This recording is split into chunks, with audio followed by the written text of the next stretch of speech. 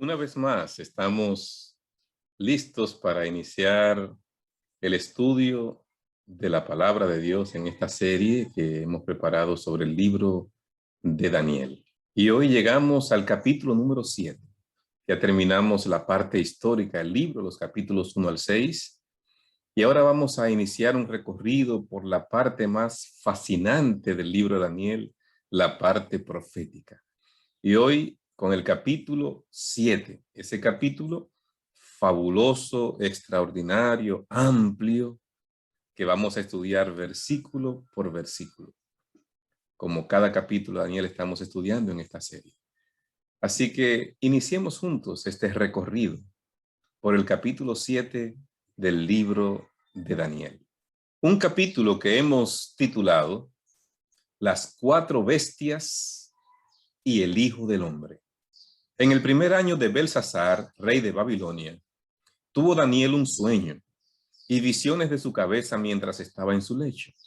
Luego escribió el sueño y relató lo principal del asunto. Aquí nos está ubicando en el tiempo histórico cuando Daniel tuvo esta visión. Y la primera información es que fue en el primer año de Belsasar, pero ya vimos en el capítulo 5 la caída de Babilonia y la muerte de Belsasar. Pero lo que está diciendo Daniel es que lo que narra el capítulo 7 corresponde a un periodo previo al capítulo 5, porque el libro de Daniel no está estructurado en forma cronológica. Los capítulos no están en el orden en que sucedieron los hechos. No, está organizado de una forma diferente. No una secuencia cronológica, porque de hecho lo que narra este capítulo fue en el 553 y lo que narra el capítulo 5 fue en el 539 antes de Cristo. O sea que lo que pasó aquí fue antes, porque recuerden que estamos contando el periodo antes de Cristo en forma descendente. Así que es el primer detalle que nos da el versículo 1. Nos ubica históricamente, 553 antes de Cristo. Entonces, lo segundo que dice es que Daniel tuvo un sueño y visiones que vinieron en su cabeza y él lo escribió para que sirviera para la posteridad. En el versículo 2 sigue diciendo, estaba mirando en mi visión de noche y he aquí que los cuatro vientos del cielo agitaban el gran mar. Daniel, en su parte profética, entra dentro de lo que se conoce como la profecía apocalíptica. Hay una serie de símbolos que tienen un significado literal, que no se pueden tomar esos símbolos en forma literal. Y aquí, de inmediato, comenzamos a ver cómo se introducen algunos de esos símbolos. Aquí habla acerca de vientos y del mar, de aguas. Entonces, vamos a explicar estos símbolos a la luz de lo que dice la misma Biblia. Siempre vamos a seguir ese principio de la hermenéutica, de la interpretación de la Biblia, de permitir que la Biblia sea su propio intérprete. Así que las aguas en profecía simbolizan gentes. Así lo describe Apocalipsis 17:15, cuando dice, las aguas que has visto son pueblos, multitudes, naciones y lenguas. Así que las aguas representan multitudes, naciones, lenguas, donde está la gente aglomerada. Y el otro símbolo que aparece en ese versículo 2 son los vientos. Los vientos son símbolo de guerras. Así lo describe Jeremías, capítulo 49, versos 36 y 37. Traeré sobre Elán los cuatro vientos de los cuatro puntos del cielo y los aventaré a todos estos vientos y no habrá nación a donde no vayan fugitivos de Elán. Y haré que Elán se intimide delante de sus enemigos y delante de los que buscan su vida y traeré sobre ellos mal y el ardor de mi ira, dice Jehová, y enviaré en pos de ellos espada hasta que los acabe. Fíjense cómo este texto dice que voy a traer los vientos de los cuatro puntos cardinales. Entonces, cuando da los detalles de qué significa eso, lo que está diciendo es que Dios va a traer el mal, la ira, y va a enviar espada. Entonces, los vientos, ¿qué es? Espada, es guerra, es conflictos. Entonces, cuando usted ve en la profecía que hay vientos, entonces está hablando de guerras entre las naciones. Así que cuando miramos lo que dice Daniel, capítulo 7, versículo 2, que él está mirando vientos en la gran mar, lo que está viendo es guerra entre las naciones. Sigue diciendo ahora el versículo 3. Y 4 grandes bestias, diferentes la una de la otra, subían del mar. Fruto de esas guerras entre naciones, se ven entonces el surgimiento de naciones, de imperios mundiales. Eso es lo que Daniel está narrándonos en este capítulo 7. Él ve guerras, conflictos, y fruto de esos conflictos entonces surgen imperios. Y nos va diciendo esos 4 imperios que surgen, cómo son las características para que sepamos identificar cada uno de ellos. Así que vamos a ver este símbolo que aparece en este versículo 3, que dice el texto, 4 grandes bestias. ¿Qué simbolizan bestias en la profecía apocalíptica, en la profecía bíblica? Las bestias representan reinos. Cuando se hable de una bestia, no piense en un animal, simplemente se está presentando el símbolo, pero lo que simboliza es un reino, un gobierno, un imperio. Eso es lo que está simbolizando. La palabra de Dios dice que bestias son reinos y lo encontramos para que no haya ningún tipo de duda ni confusión en el mismo capítulo 7, ahora en el verso 17. Dice, estas 4 grandes bestias son 4 reyes que se levantarán en la tierra. Así que las 4 bestias que se va a presentar en detalles a continuación del versículo 3, dice la explicación que son 4 grandes reinos. Son 4 reyes que se van a levantar en la tierra. Así que no hay ninguna duda acerca de eso. Lo que Daniel está viendo hasta este punto, el versículo 3, que son los versos que hemos leído del 1 al 3, entonces es conflictos entre naciones, guerras entre naciones, el surgimiento entonces de 4 imperios mundiales que se van a levantar en la tierra. No hay confusión ninguna hasta este punto en lo que dice la profecía. La primera de esas bestias se identifica como un león, así lo describe el versículo 4. La primera era como un león y tenía alas de águila, y yo estaba mirando hasta que sus alas fueron arrancadas. La primera bestia que se representa aquí es un león, pero un león no convencional, porque un león no tiene alas. Y aquí dice que este león tiene alas de águila. ¿Cómo describe la Biblia esta característica del león? En Proverbios 30:30 dice, el león fuerte entre todos los animales, que no torna atrás por nadie. O sea, está hablando acerca de una característica que tenemos que aplicarlo al reino que está representando. O sea, es un animal, se eligió porque es un animal fuerte que no torna atrás. O sea, está hablando de la fortaleza de ese imperio que va a surgir, que está simbolizado por el león. Entonces, no se escogió al azar. La misma Biblia dice que el león es símbolo de fortaleza, aquí en Proverbios 30. También en 2 de Samuel 1:23 explica el otro símbolo, las alas. Saúl y Jonatán, amados y queridos en su vida, en su muerte tampoco fueron apartados. Más ligeros que águilas, más fuertes que leones. Fíjense cómo se aparecen los dos símbolos, ¿verdad? Pero aparece ahora el de las alas, las águilas, representando las alas. Entonces, ¿qué representa? La ligereza, la rapidez. Eso representan las alas. Pero fíjense, lo interesante del texto es que también habla de la fortaleza del león. Así que este símbolo que está utilizando Daniel no es ajeno a las escrituras, ya ha sido utilizado anteriormente. En Jeremías 4:7 también nos dice, el león sale de su espesura, se ha puesto en marcha el destructor de las naciones. Hablando de quién, Jeremías ahora, está hablando directamente de Babilonia, identificando a Babilonia y lo que va a ser como un instrumento de Dios para castigar a Israel, para castigar a Judá, está utilizando el símbolo del león. El mismo Jeremías, el león sale de su espesura, el destructor de las naciones, así se le llama. Has salido de su lugar para convertir tu tierra en desolación. ¿A quién le está hablando Jeremías? A Jerusalén, a Judá. Le está diciendo, Dios ha enviado a Babilonia para castigarlos a ustedes. Él ha salido como un león. Así que el símbolo del león de Daniel está perfectamente sincronizado en la forma como Jeremías está describiendo el imperio de Babilonia. Habacuc 1:8, por si hay alguna duda todavía. Vamos a usar este texto también. Sus caballos eran más ligeros que leopardos y más feroces que lobos nocturnos, y sus jinetes se multiplicarán. Vendrán de lejos sus jinetes y volarán como águilas que se apresuran a devorar. Entonces las alas representan que la rapidez, el apresuramiento para alcanzar algo.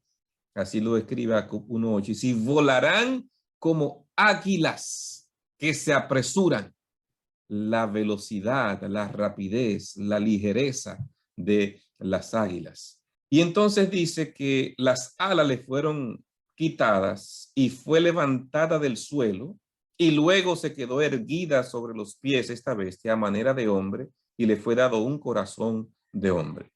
Representa el león, la fortaleza del imperio babilónico, cómo Nabucodonosor logró llevar a ese imperio a alturas inimaginables, el desarrollo, el crecimiento, la grandeza a la que llegó Babilonia.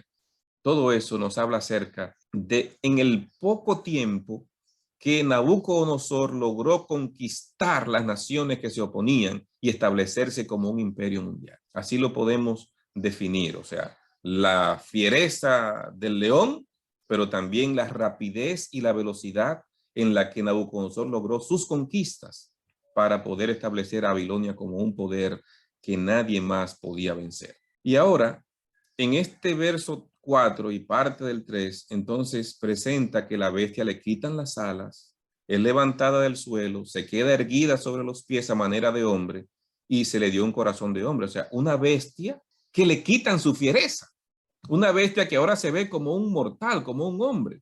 Entonces, ¿qué significan estos símbolos? La situación de Babilonia cambió, declinó su velocidad en el campo de batalla y las conquistas se hicieron más escasas a medida que el reino se contraía por la debilidad de reyes como Nabonido. Nabonido no logró seguir el ritmo de conquistas, de grandeza que había logrado Nabucodonosor. El reino comenzó a decaer. En medio de todo eso dejó a su hijo Belsasar en Babilonia y él estaba en otras cosas. Babilonia ya no tenía el corazón del león conquistador. Se redujo al corazón de un hombre, ya un imperio en decadencia completa en las manos de Belsasar, el hijo de Nabonido. De hecho, cuando nosotros miramos el inicio de Babilonia, su grandeza, se han encontrado estas esculturas en Babilonia, leones con alas. Así mismo, esta es una fotografía de esculturas encontradas bien tallado en la misma piedra, leones alados. Así que el león con alas no es extraño a lo que realmente había en Babilonia. De hecho, el símbolo principal de Babilonia eran leones. Lo usaba en la entrada del palacio del rey, a ambos lados de su trono había leones, en esculturas de leones. Así que todo eso es para que nos ubiquemos perfectamente a quién simboliza el primer reino, el reino de Babilonia, el león alado, la rapidez, la velocidad, pero cuando le arrancan las alas es cuando empieza la decadencia del imperio. Desde el 605, 606, 605 hasta el 539 antes de Cristo fue el periodo en que Babilonia ocupó el poder. Viene la segunda bestia. La segunda bestia está representada como un oso y representa al imperio Medo-Persia. Vamos a ver cómo describe la Biblia este oso. Y he aquí otra segunda bestia, semejante a un oso, la cual se alzaba de un costado más que del otro y tenía en su boca 3 costillas entre los dientes y le fue dicho así: levántate, devora mucha carne. Esta fue la instrucción.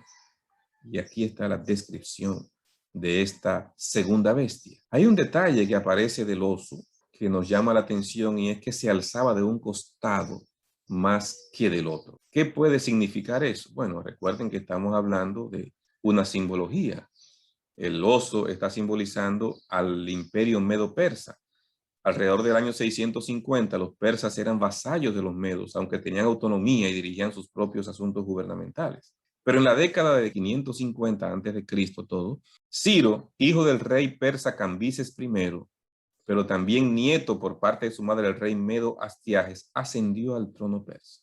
Ciro comenzó su periodo como rey persa, hijo de Cambises, y en sus manos los persas comenzaron a crecer, a desarrollarse, se enfrentaron con los medos, vencieron y subyugaron a los medos, y entonces se aliaron con los medos, lo hicieron sus aliados. Así que se forma para lograr los objetivos que tenía el imperio persa, una unión estratégica entre los persas y los medos. Los medos que habían sido subyugados ahora ya en esta época, en este periodo, por los persas. Esther 1.3 nos ayuda a que veamos esto, que no es Medo-Persia, sino lo contrario, es Persia y Media, así lo describe. Vamos a leer. En el tercer año de su reinado hizo banquete a todos sus príncipes y siervos, teniendo delante de él la fuerza de Persia y de Media, gobernadores y príncipes de provincias. Fíjense que en el tiempo de Esther se está destacando que Persia es la que ha crecido más, es la que se nombra primero, es la más grande, es la más fuerte. Entonces, está hablando de la fuerza de Persia y de Media. ¿Qué sucedió? Que los persas se desarrollaron más que los medos. Por eso se ve el oso que se levanta de un lado más que del otro. Ese símbolo lo vamos a ver también en el siguiente capítulo, un capítulo análogo al capítulo 7, y vamos a ver el símbolo del desarrollo de los persas igual, mayor que el de los medos. Pero estaban allí unidos, los medos y los persas. Un oso. El oso es una bestia feroz. Fíjense que la Biblia está describiendo la ferocidad de esta bestia en el mismo versículo 5, cuando dice que se le dio una orden, traga mucha carne. ¿Qué se le estaba diciendo al profeta con este mensaje? Se le estaba diciendo que este reino, los medos persas, iban a ser un reino avasallante, iban a destruir, iban a matar a mucha gente para lograr su objetivo de conquistar la primera potencia del mundo. Ese devora mucha carne era una instrucción de las grandes luchas que iba a desarrollar este imperio. Y se ve el oso con 3 costillas entre sus dientes. ¿Qué significan estas 3 costillas entre sus dientes? Las 3 grandes naciones a las que tuvo que vencer Medo-Persia, comenzando con Lidia en Anatolia en el año 547. Una de las costillas era Lidia, la segunda costilla Babilonia en el 539 a.C. y la tercera costilla era Egipto en el 525. Así que, ¿cuál era el imperio? ¿Cuál era que estaba como cabeza del imperio? Babilonia. Entonces, ¿cuál es el año que se toma como punto de partida para que Medo-Persia ocupe el poder mundial? Cuando vence al imperio que ocupaba ese poder, que es Babilonia. Pero para poder ir contra Babilonia, tuvo que ir primero contra Lidia y agarrar fuerzas y obtener mayores riquezas y entonces prepararse para enfrentar a Babilonia como lo hizo en el 539 y logró su objetivo, y después venció a Egipto en el 525. Así que las 3 costillas representan estas 3 naciones que fueron vencidas por los medos persas. En estas direcciones, Lidia en la parte más norte, Egipto en la parte sur, que representa el norte de África, y Babilonia, primero Lidia, después Babilonia y en tercer lugar Egipto. Así el imperio persa creció y se desarrolló y se extendió, como lo vemos en esta parte roja en el mapa.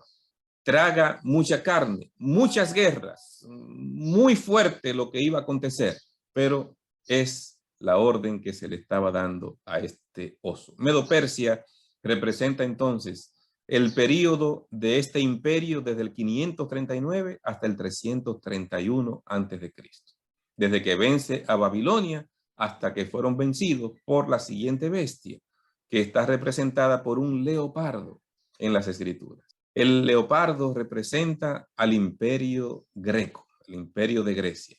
¿Cuáles son las características del leopardo? Después de esto yo miraba y he aquí otra bestia como un leopardo, que tenía en sus espaldas 4 alas de ave. No hay ninguna bestia como esa en la naturaleza. Un leopardo con 4 alas de ave. ¿A quién está representando y qué está representando esas características? Recuerden, tenemos que ver las características porque es lo que nos ayuda a identificar los imperios. Si el león tenía 2 alas y con rapidez conquistó el mundo, entonces, ¿qué representan 4 alas? Que con mucha más rapidez se iba a conquistar el mundo, el imperio que iba a vencer a Medo-Persia. ¿Y a quién está representando entonces? A Grecia. ¿Y a quién? Al primer emperador, Alejandro Magno. Alejandro el Grande, como se le conoce en la historia, por sus grandes victorias. Alejandro heredó el trono siendo muy joven, un jovencito de unos 22 años, que era hijo de Filipo, que Filipo ya había logrado ser rey de Macedonia y estaba uniendo la mayor parte de las ciudades-estados de Grecia bajo su sombrilla. Una labor que completó su hijo, Alejandro Magno, y que una vez completada se lanzó a las grandes victorias, a las grandes batallas, a las grandes luchas que se describen. ¿Por qué se le llama Alejandro el Grande? Porque no se detuvo, era insaciable su deseo de alcanzar el éxito, de extender su territorio, de luchar. Es conocido así un rey que a los 33 años murió. O sea, ya a los 33 años logró esa grandeza tan alta. Y algunos dicen que cuando ya no tenía a quién conquistar, se sentó a llorar porque ya no tenía dónde ir a hacer guerras. O sea, era insaciable este joven. Pero fue un rey extraordinario por las grandes victorias que obtuvo. Alejandro Magno, Alejandro el Grande, así se le conoce en la historia. ¿Cómo logró vencer finalmente a Medo-Persia? En 3 batallas. ¿Cuáles fueron esas 3 batallas? La batalla de Gránico en el 334 se veía en desventaja numérica, pero logró alcanzar esa victoria importante. La batalla de Iso en el 333 a.C. y la batalla final y más importante, que fue la batalla de Arbela en el 331. Con esa batalla de Arbela, ya los medos persas quedaron derrotados definitivamente. Después de estas 3 batallas, entonces sube al trono como primera potencia del mundo Grecia, con Alejandro el Grande como cabeza, con Alejandro el Grande como el primer rey ya de toda Grecia unificada. ¿Qué sigue describiendo? Dice, esta bestia tenía 4 cabezas y le fue dado dominio. Aquí hay 2 detalles importantes. El primero que quiero comentar es que dice que a esta bestia se le dio dominio. Fíjense que no se utiliza esa expresión para las otras bestias. Ese dominio habla de autoridad, de fuerza, de control. Es lo que pasó con Grecia. No solamente en el aspecto militar, sino en la influencia que iba a tener hacia futuro. Las guerras, sí, perfecto, las guerras, dominio, pero y en el aspecto intelectual y en el aspecto religioso. ¿Qué pasó con Grecia? ¿Qué sucedió con Grecia en el aspecto religioso? Todavía hablamos de las deidades grecas. Todavía hoy estamos hablando de 2400 años después. Estamos hablando acerca de eso y haciendo películas de los dioses griegos. Hoy, todavía hoy. ¿De qué habla eso? De dominio en el aspecto religioso. Y la filosofía. ¿De dónde conocemos que viene la filosofía actual? De Grecia. El aspecto intelectual. O sea, el dominio que se le da a Grecia trasciende a la milicia, trasciende a las guerras y va a tener un dominio en la parte intelectual, pero también en las religiones, que se ha extendido a través de los tiempos, como nadie más lo había tenido. Así lo ha tenido Grecia. Pero Dice el texto que tenía, además de 4 alas, que habló de la velocidad y la rapidez con que Alejandro Magno conquistó el mundo, tenía 4 cabezas. ¿Qué pasó? Que Alejandro murió muy joven y entonces el reino se iba a dividir en 4. Dice el capítulo 8, verso 22, capítulo análogo al capítulo 7, el símbolo es que 4 reinos se levantarán de esa nación. En vez de una cabeza en ese reino, de ese reino se van a hacer 4 reinos, porque no se van a poner de acuerdo y cada quien va a llevarse un pedazo del reino y va a dominar sobre ese pedazo del reino. Entonces, aquí está la explicación de las 4 cabezas. ¿Y por qué sucedió esto? Porque Alejandro era muy joven, tenía un hijo, sí, algunos dicen que no, pero sí, la historia ha confirmado que él tenía un hijo, pero ese niño lo mataron. ¿Quiénes? Los que querían el reino. Era un niño apenas. Y entonces se dividieron el reino. Y al dividirse el reino, lo que estaban buscando era, en vez de enfrentarse entre ellos, cada quien decidió tomar una parte del reino. ¿Quiénes fueron estos generales que se dividieron el reino? Casandro, Lisímaco, Ptolomeo y Seleuco. Cada uno se fue en una dirección. Casandro a Macedonia al oeste, Lisímaco a Tracia al norte, Seleuco a Siria al este y Ptolomeo a Egipto al sur. Ya más adelante, cuando nosotros entremos en el capítulo 11, que vamos a ver ese capítulo extenso, versículo por versículo, va a ser un estudio súper interesante. Entonces, vamos a ver allí que esos 4 generales básicamente se redujeron a 2 partes en el imperio. Los Seleucidas y los Ptolomeos. ¿Dónde fueron las áreas? Con este mapa podemos más o menos ubicarnos dónde fue cada uno de ellos. Cada uno de ellos tomó una de estas partes. Así se dividieron el imperio. Miren aquí a Macedonia, a Lidia, a Egipto en la parte central. O sea, todo esto habla acerca de cómo evitaron más guerras entre ellos al hacer este proceso de dividirse, distribuirse el imperio. Grecia estuvo dominando el mundo desde el 331 antes de Cristo hasta el 168 antes de Cristo. Este fue el periodo en que dominó el imperio greco. Empezó con un gran rey, pero se dividió en 4, como ya lo hemos visto. A continuación viene la 4ª bestia. De esas 4 bestias, nos falta hablar de la 4ª. Se describe no como un león, ni como un oso, un leopardo, no. El profeta está buscando con quién compara la 4ª bestia. No encuentra un animal que represente bien lo que él vio de las atrocidades de esta bestia. Y entonces, al no encontrar ningún animal, la describe como una bestia espantosa y terrible.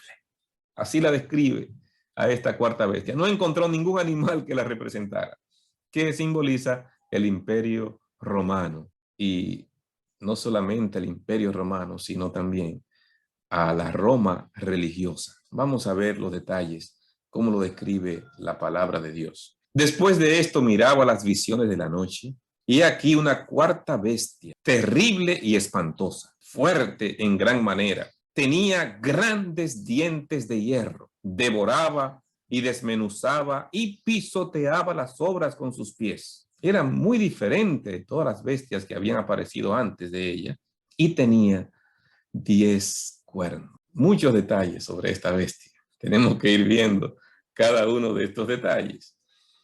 Lo primero es que la historia registra que el 22 de junio del año 168, en la batalla de Pydna, sucumbió el imperio de Alejandro el Grande, 144 años después de su muerte.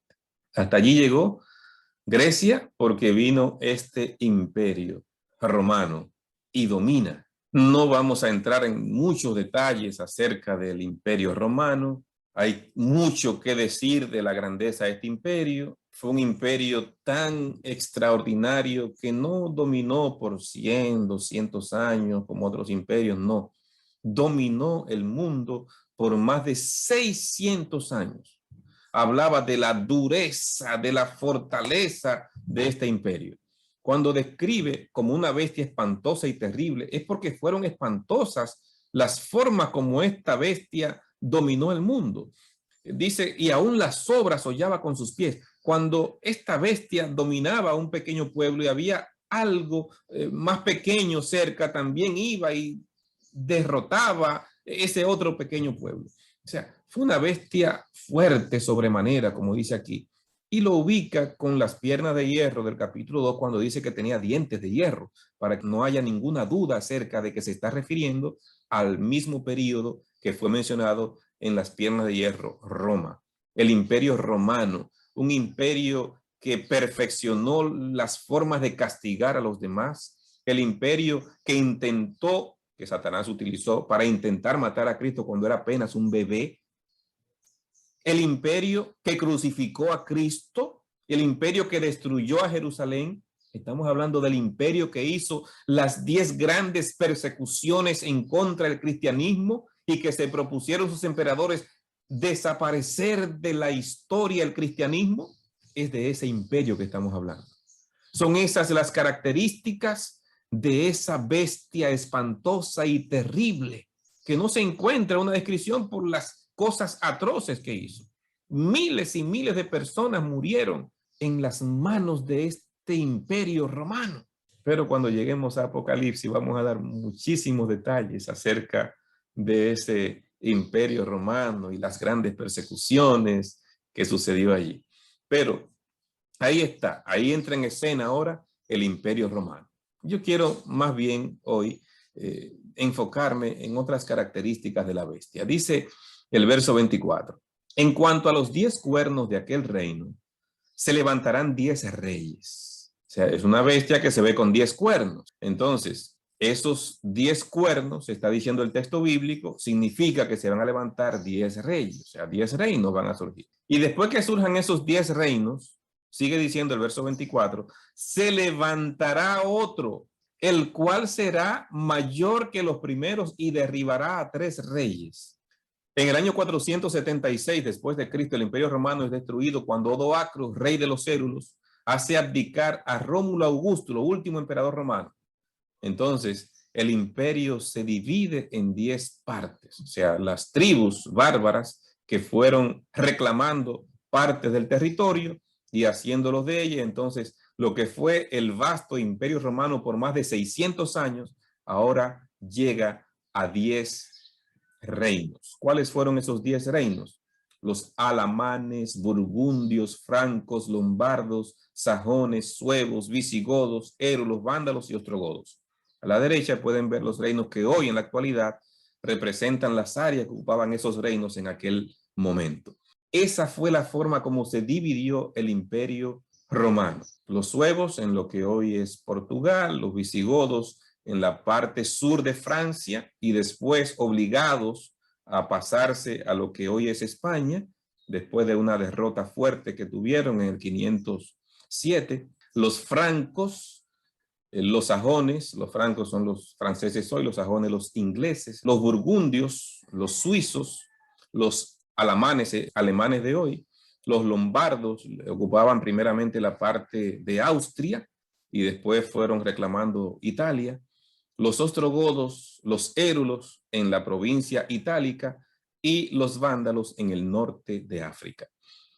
Así fue como se dividió ese vasto imperio romano. Aquí lo describe claramente este mapa. Se dividió en 10. Como 10 dedos tenía los pies y ahora 10 cuernos tiene la bestia, así se dividió originalmente. Claro, surgieron otros reinos, otros imperios posteriormente y hoy pues sabemos que hay muchos más. Pero originalmente son las 10 naciones principales en las que se separó, se dividió el imperio romano. Roma dominó el mundo desde el 168 antes de Cristo hasta el 476 después de Cristo. El imperio romano, ese vasto imperio fuerte sobremanera que dominó el mundo. Hemos visto hasta ahora las 4 bestias, los 4 reinos. Babilonia, representado por el león, la cabeza del capítulo 2 de la estatua. Medo-Persia, representado por el oso, el pecho y los brazos de la estatua. Grecia, representado por el leopardo, el vientre de bronce de la de la estatua. Y la cuarta bestia espantosa y terrible, que representa a Roma en sus dos fases, porque hay unos cuernos que son la división de ese imperio. Ahora, vamos a entrar en otros detalles súper interesantes que aparecen en el capítulo 7. El verso 8 dice: mientras yo contemplaba los cuernos, he aquí que otro cuerno, uno pequeño, crecía entre ellos. Eran 10, pero ahora él ve que hay un cuerno pequeño que empieza a crecer. Y delante de él fueron arrancados 3 de los cuernos anteriores. Así que está mirando un cuerno pequeño que en su surgimiento arranca 3. ¿Cuáles son las características que da la Biblia para que sepamos identificar a este cuerno pequeño? En primer lugar, dice que brota de la cuarta bestia y que brota de entre los 10 cuernos. O sea que los 10 cuernos surgen primero que el cuerno pequeño. Es un detalle muy importante. Así que pareciera que este cuerno pequeño es la continuación del Imperio Romano de alguna forma. Número 2. El cuerno pequeño creció de entre estos 10 cuernos, por lo cual creció hasta su máximo poder después que las tribus bárbaras habían dividido el Imperio Romano en pedazos. Esto es, que debe surgir a partir del siglo V o VI. Número 3. Y ahí están los versículos en los que nos estamos basando para llegar a estas conclusiones. Habría de hablar grandes cosas o palabras arrogantes contra el Altísimo. Esa es otra característica importante. Número 4. Los santos del Altísimo serían entregados al poder del cuerno pequeño y serían oprimidos por él. Así, el cuerno pequeño sería un poder perseguidor. Persecuciones, tribunal de inquisición, matanza de San Bartolomé, son algunas de las cosas que vamos a ver en el cumplimiento de esto. Número 5. Pensaría en cambiar los tiempos y la ley. Después de hablar así rápidamente de estas características, vamos a adentrarnos en el texto bíblico. Cuando dice el texto que este cuerno pequeño tenía ojos como de hombre, está hablando de sabiduría. Estos ojos como de hombre habla de sabiduría, de sagacidad, de astucia para lograr convencer a las personas para que le apoyen a los gobiernos, a los reinos, para que le den su autoridad. Es lo que está enfocando estos ojos como de hombre, esa sabiduría humana, esa sagacidad que utilizaría. Y también habla de que iba a derribar 3 cuernos. ¿Cuáles son los 3 cuernos? Los 3 cuernos lo identificamos como los visigodos en el 508, los vándalos en el 534 y los ostrogodos en el 538. Para poder surgir, tenía que derribar 3 cuernos. Los teólogos han discutido por algún tiempo si son estos los 3 cuernos o si en lugar de visigodos colocamos a los cérulos. Los cérulos fueron vencidos en el 493. No se ponen de acuerdo. Algunos teólogos como Mervyn Maxwell dice que son los cérulos, pero hay otros que dicen, bueno, visigodos o érulos, uno de los dos, como lo describe ese gran teólogo tan respetado William Shea. Se va allí entre las dos posiciones, aunque favorece más a los visigodos. Así que yo, haciendo un análisis de los diferentes teólogos, las diferentes formas, en algún momento estuve favoreciendo más que eran los cérulos, pero estudiando con más profundidad lo que dice el texto bíblico y comparando el capítulo 7 con el capítulo 11, entonces sí considero que los visigodos es por la trascendencia que iba a representar hacia el futuro, si no se vencían los visigodos, el impacto que iba a tener en el futuro para el afianzamiento del cuerno pequeño, entonces la trascendencia de los visigodos era mucho mayor que la de los cérulos. Por lo tanto, llego a la conclusión con los teólogos que favorecen a los visigodos como uno de estos cuernos en lugar de los cérulos. Pero ya vamos a entrar en más detalles sobre eso cuando lleguemos al capítulo 12. En el capítulo 12 vamos a dar muchos detalles sobre por qué los visigodos y qué importancia tenían ellos. En el capítulo 12 vamos a ir bien a fondo con esa parte. Así que los visigodos, 508, los vándalos, 534, los ostrogodos, 538. Son los 3 cuernos que derribaría el cuerno pequeño para poder afianzarse, para lograr su autoridad y su poder. Pero, ¿por qué estos 3 cuernos? Porque eran cuernos arrianos. Recuerden que los cuernos son reinos. Ya identificamos que eran 10 reinos. Cuando surge el cuerno pequeño es otro reino, pero un reino diferente, porque este reino tiene ojos, tiene boca, que habla grandes cosas. Entonces, no es un reino igual que los demás, es diferente a los otros. Es un poder que se va a afianzar en la política, pero que no es original de él, que va a tener el apoyo político de otros, que va a lograr convencer a otros para que le den su apoyo, que va a usar la boca para lograr que las personas se convenzan y le sigan y lo apoyen. Entonces, después de haber hablado de cuáles son los 3 reinos, es importante que identifiquemos el problema. ¿Por qué había que derribar estos 3 cuernos? Úlfilas, en el 340 después de Cristo, sacerdote arriano, tradujo la Biblia al idioma de los bárbaros. Y estos se convirtieron al arrianismo. Entonces, varias de esas naciones se hicieron con esta doctrina. Estamos hablando de los érulos, por un lado, de los visigodos, de los vándalos, de los ostrogodos. En esas naciones que estaba enmarcado el conocimiento de Arrio. Pero los érulos ya habían sido antes del año 500 derribados. Así que nos quedamos con las últimas 3 naciones que quedaban y que representaban un problema para los objetivos que tenía este cuerno pequeño de poder dominar, para poder afianzarse como un poder. Entonces, ¿quiénes se oponían al poder que se había levantado de esta iglesia que había surgido, la iglesia católica? Se estaba levantando entonces esos reinos en contra de ese obispo que estaba colocado allí y no dejaba que se afianzara esa iglesia porque ellos tenían creencias diferentes. Principalmente la doctrina que Arrio enseñaba era que Cristo no era Dios, sino creación de Dios. Esa enseñanza iba en contra de la enseñanza que tenía la iglesia grande, la iglesia católica. Por lo tanto, esas 3 naciones no le permitían desarrollarse y crecer porque no apoyaban al obispo de Roma, no lo apoyaban. Entonces, para poder afianzarse el obispo de Roma como el principal de todos los obispos, necesitaba derribar a estas naciones que se oponían porque tenían creencias diferentes, las creencias arrianas. Los cuernos que iban a ser derribados, los visigodos en el 508, vencidos por el rey Franco Clodoveo, que vamos a ver en el capítulo 12, que jugó un papel preponderante para afianzar al papado como un poder. La más poderosa de las naciones en ese momento era Francia, los francos. En el 534 fueron exterminados los vándalos por Belisario, general a cargo de Justiniano, emperador de Oriente. Y el tercero fueron los ostrogodos en el 538. Belisario derrota a los ostrogodos y los expulsa de Italia. Los ostrogodos fue el tercer reino que se oponía, al establecimiento del obispo de Roma como el principal de todos los obispos del imperio.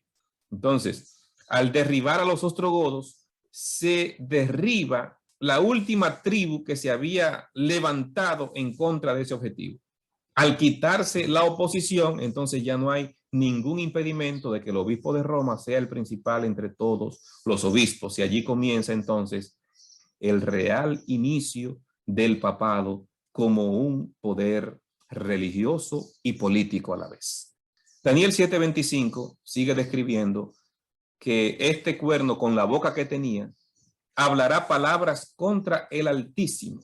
Así lo podemos nosotros vislumbrar. Una bestia con 10 cuernos, cuando surge tumba 3 cuernos, tiene ojos y una boca que habla grandes cosas. Entonces, esa boca la usa para hablar palabras contra el Altísimo. ¿Qué significa esto de hablar palabras contra el Altísimo?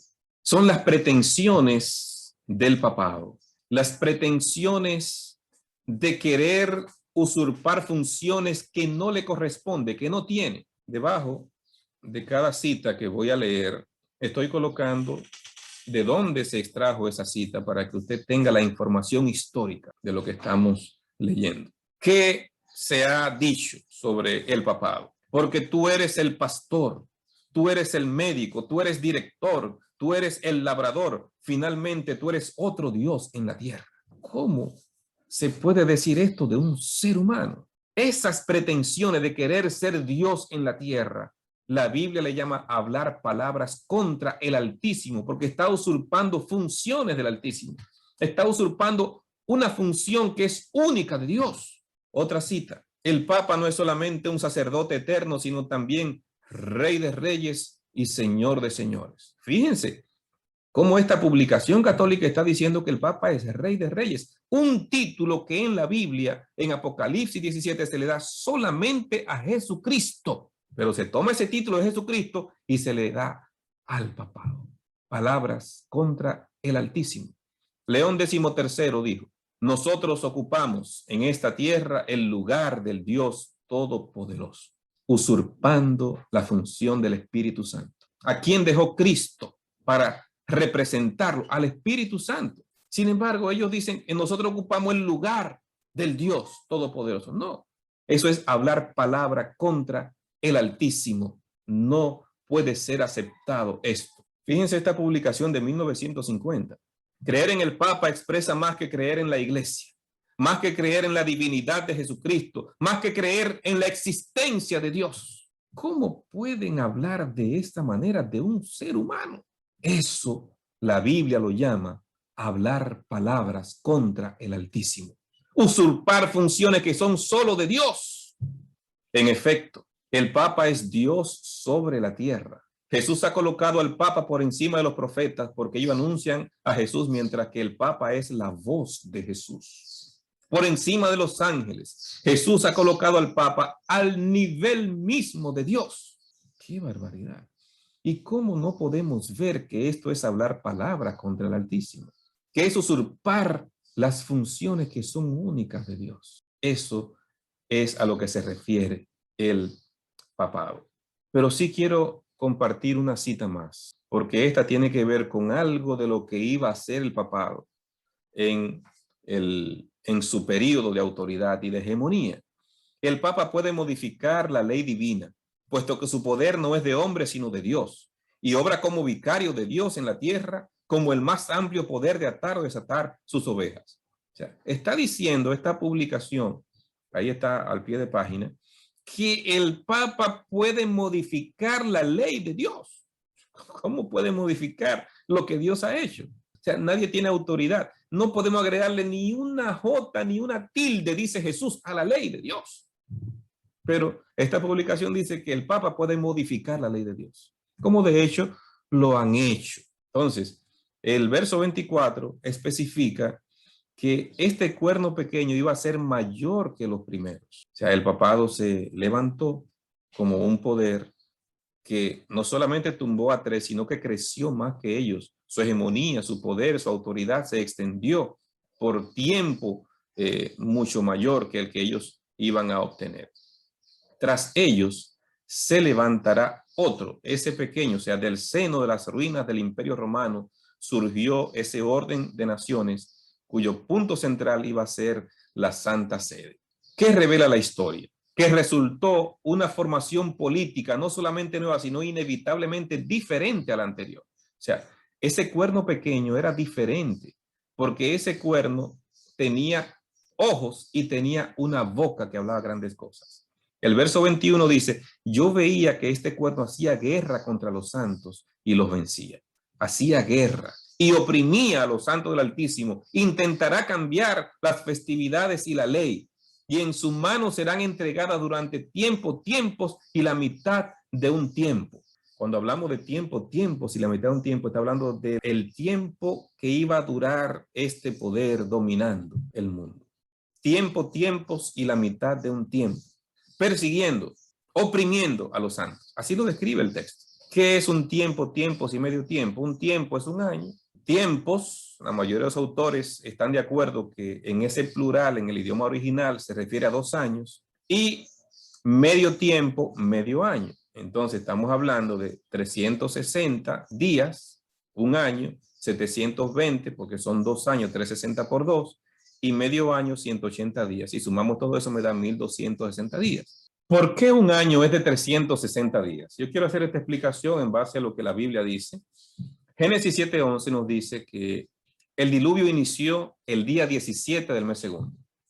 Génesis 8:4 dice que el 17 del mes séptimo reposó el arca. O sea que las aguas estuvieron, según Génesis 7:24, 150 días sobre la tierra.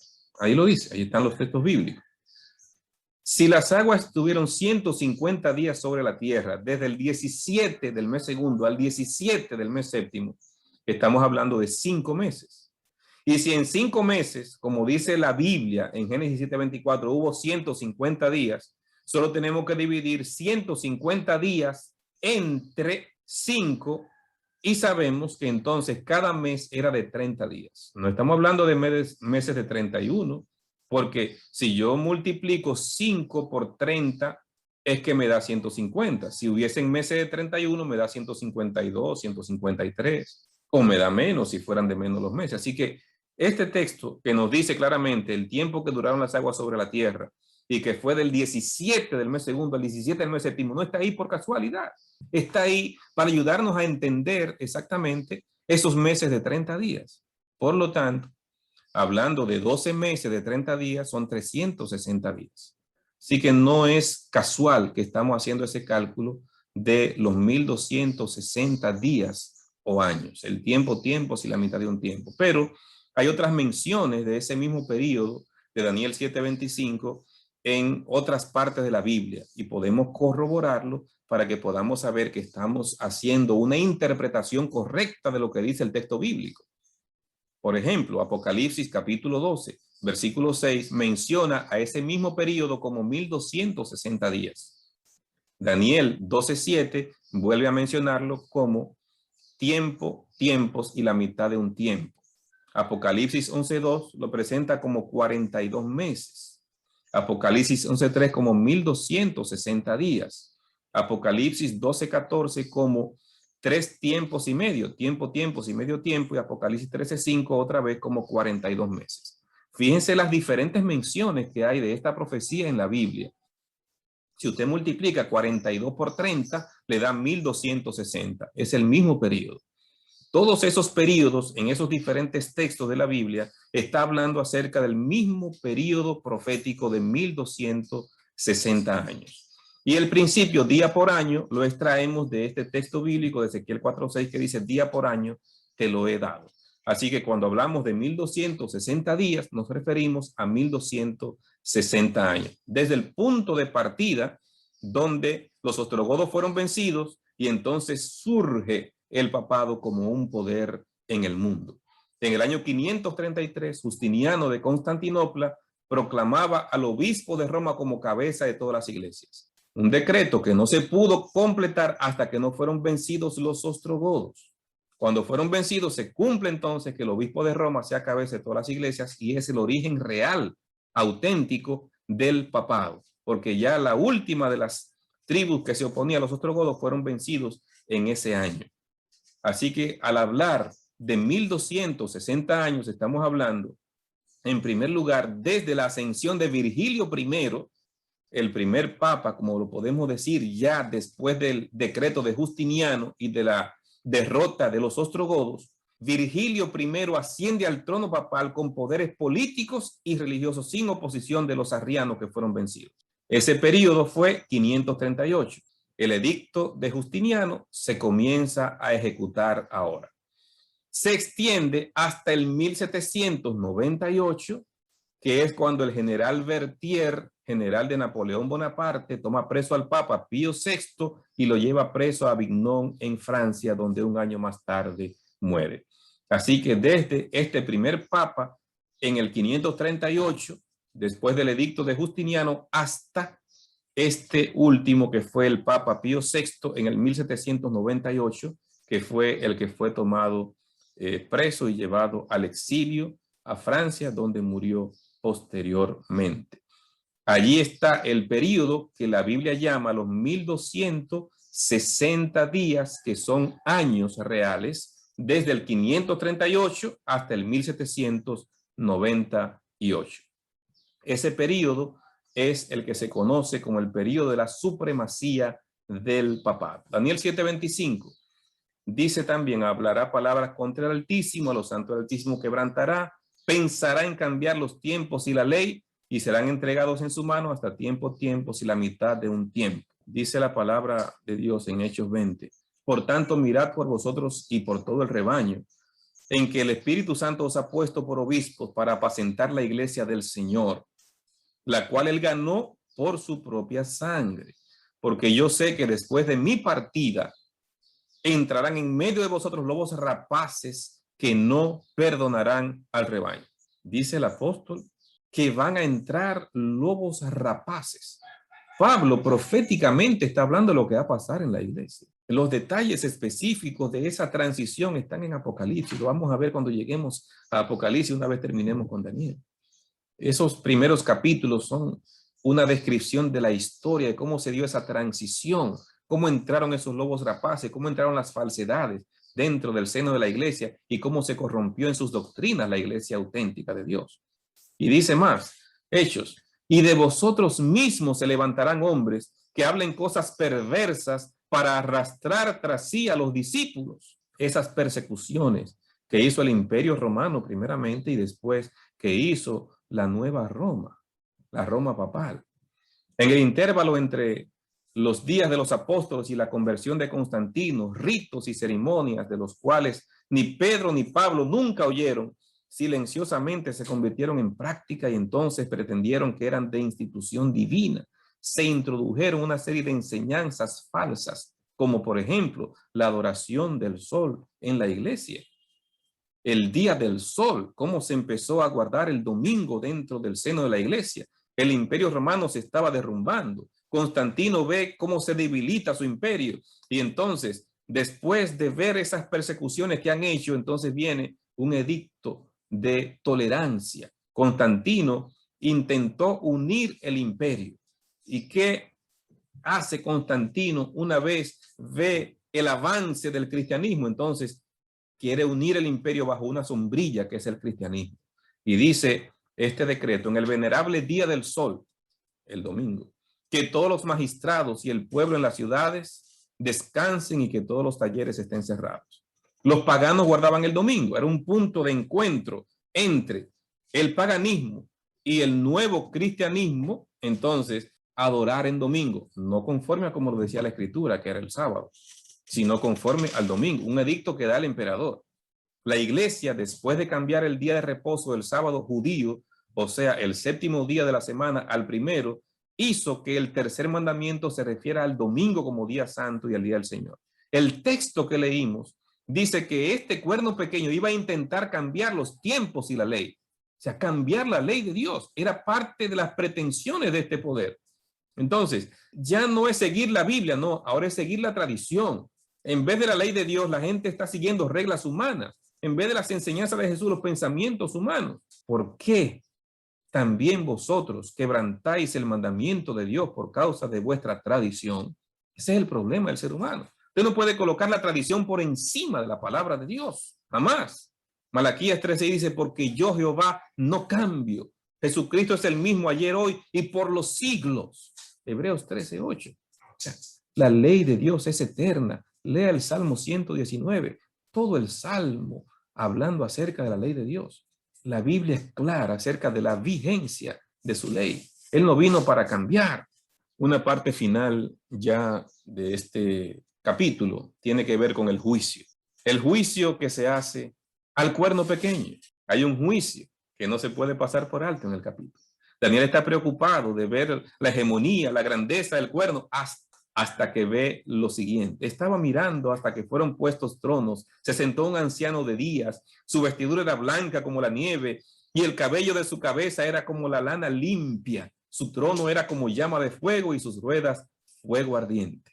Un río de fuego procedía y salía delante de él.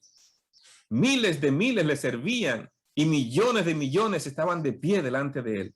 El tribunal se sentó y los libros fueron abiertos.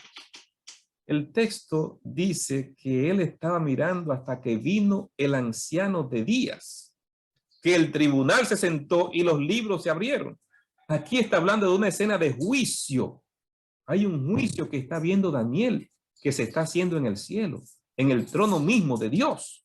Dice Daniel 7:26, el tribunal se sentará y será quitado su dominio para ser exterminado y destruido por completo. Sí, Está viendo Daniel que se va a hacer un juicio. El cuerno pequeño está haciendo a su antojo, pero Dios va a hacer un juicio para este cuerno. Y en ese juicio va a ser exterminado y destruido el cuerno pequeño y Dios va a establecer su reino eternamente. Estaba yo mirando en las visiones de la noche y aquí que en la nube de los cielos venía alguien como un hijo de hombre. Llegó hasta el anciano de días, se presentó delante de él. El título principal que Jesús prefirió usar fue el Hijo del Hombre. 40 veces se utiliza esto en el Nuevo Testamento, este nombre de Jesús, su nombre preferido. El Hijo del Hombre ha de ser entregado en mano de hombres.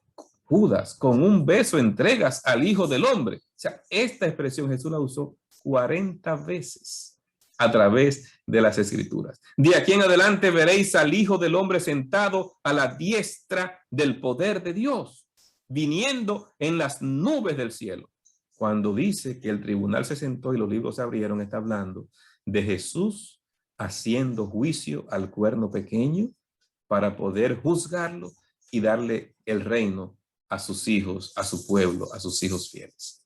Entonces le fue dado el dominio y la majestad y la realeza. ¿A quién? Al Hijo del Hombre. Todos los pueblos, naciones y lenguas le servían. Su dominio es dominio eterno que no se acabará y su reino uno que no será destruido. Y la realeza, el dominio serán dados al pueblo de los santos del Altísimo. O sea, lo que Cristo logra en el juicio, ese dominio, esa grandeza, ahora se la pasa a su pueblo. La realeza, ese dominio, serán dados al pueblo de los santos. Aleluya. Es lo que Cristo hace en el cielo. Es la intercesión que Cristo está completando. Es el juicio investigador que ya inició en el cielo y que cuando concluya, Cristo viene con su galardón consigo a recompensar a cada quien conforme a sus obras. Pero los santos del Altísimo tomarán el reino y lo poseerán por los siglos y por los siglos de los siglos. Amén. Es la victoria de Cristo. Es la victoria del pueblo de Cristo. Cuando Cristo venga por segunda vez a establecer su reino y levantar a su pueblo, darle ese poder, ese dominio y esa dignidad que Cristo recibió, pasársela a su pueblo. Que Dios nos ayude a ser fieles a ese Cristo victorioso. Que Dios nos ayude a vivir para agradar y servir a ese Rey de Reyes, único Rey de Reyes y Señor de señores. Que tú y yo seamos parte de ese pueblo a quien Cristo le va a dar el dominio y el poder y la realeza. Que Dios te bendiga.